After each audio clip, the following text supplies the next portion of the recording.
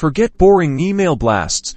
Let's dive headfirst into the ultimate showdown between Flodesk and Substack to discover which platform truly empowers creators and businesses to build thriving communities. First up, let's talk design. Flodesk is all about crafting stunning, on-brand emails effortlessly. Their drag-and-drop interface is incredibly intuitive.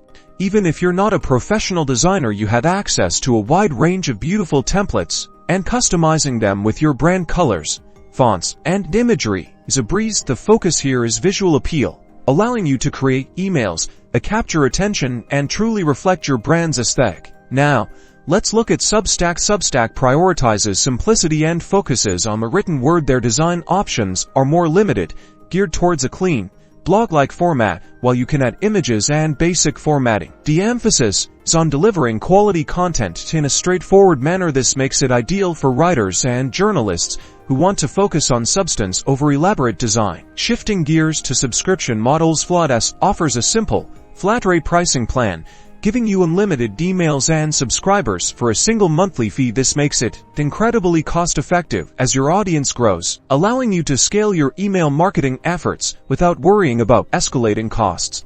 On the other hand, Substack operates on a percentage-based commission. They take a cut of any revenue you generate from paid subscriptions. This model aligns their success with yours, but it can eat into your profits, especially as your subscriber base expands. Substack is a good fit if you're planning to build a paid subscription newsletter. So, who wins? It really depends on your priorities. Flodesk shines with its design-focused approach and predictable pricing, making it perfect for businesses and creators who want visually stunning emails and scalable growth. Substack caters to writers seeking a straightforward platform to monetize their content with a minimalist design. Ultimately, the best platform is the one that aligns with your creative vision and business goals. Which platform are you leaning towards?